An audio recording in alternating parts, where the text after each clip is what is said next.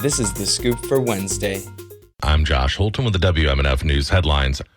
A federal judge yesterday found Florida Attorney General James Uthmeier in civil contempt because of a letter he sent in April to police after she ordered a halt to enforcement of a new state immigration law. U.S. District Judge Kathleen Williams said Uthmeier violated a directive to notify police agencies that a temporary restraining order barred them from enforcing the law, which targets undocumented immigrants entering the state. The decision came after a series of events that started April 4th when Williams issued a temporary restraining order to block enforcement of the law, which passed during a February special legislative session and created state crimes for undocumented immigrants who enter or re-enter Florida.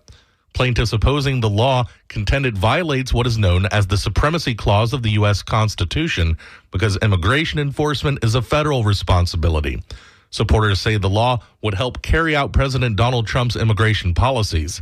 DeSantis appointed Uthmeier as an attorney general in February after Uthmeier served as the governor's chief of staff. Uthmeier has appealed the April 29th preliminary injunction to the 11th U.S. Circuit Court of Appeals, where the issue remains pending. Hundreds gathered for the celebration of life for Tampa City Council member Gwendolyn Henderson in Ybor yesterday. WMNF's Chris Young reports this comes a week after Henderson unexpectedly died at 60.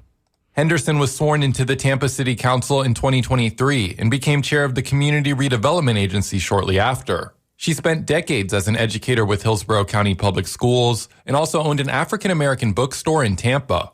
At her celebration of life, friends and family gathered to remember Henderson.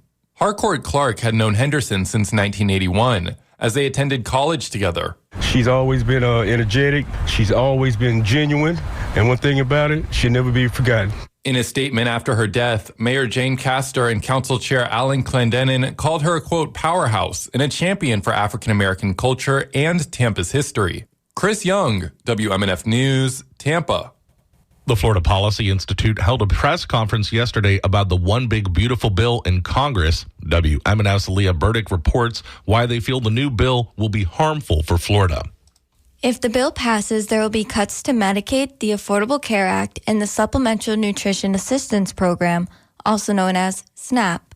Michelle Mastroturaro is a Tampa mother who shared an emotional story about how her son is battling cancer and other illnesses. She says money has been tight with all these medical and food costs and is scared for her son.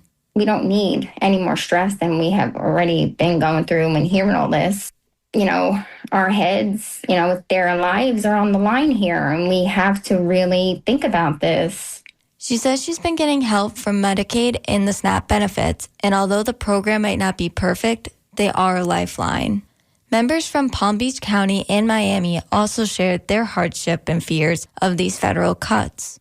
The House of Representatives passed the bill, and it's going to the Senate. For WMNF News, I'm Leah Burdick. The 4th of July is approaching, and some people celebrate with fireworks. WMNF's Madison Overmeyer reports Audubon, Florida is asking people to think about birds and be cautious with fireworks, especially at the beach.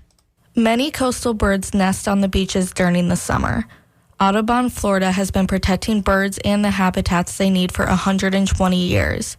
Audubon workers spend their summers setting up string fences to create a barrier around bird colonies and making signs with information. American oyster catchers, black skimmers, and snowy plovers are some of the nesting species, and the slightest disturbance could harm their chicks. Audrey D. Rose Wilson, the director of bird conservation at Audubon, Florida, says that after each firework explosion, the birds panic and will fly away from their nest, leaving their chicks alone. This scatters the chicks, and so the chicks can get lost. When they're lost, they're exposed to heat and predation. They're also get separated from their parents and from their nest area, and then they're vulnerable to other birds in the colony who will see them as an intruder. Fireworks also leave debris on the beach, which chits or other sea animals will try to eat.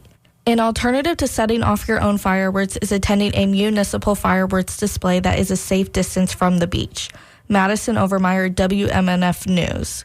Partly cloudy today with highs in the mid-90s. Showers tonight with overnight lows in the mid-70s. Partly cloudy tomorrow with afternoon showers and highs in the lower 90s. I'm Josh Holton with the WMNF News headlines. This is The Scoop, recorded at WMNF Tampa.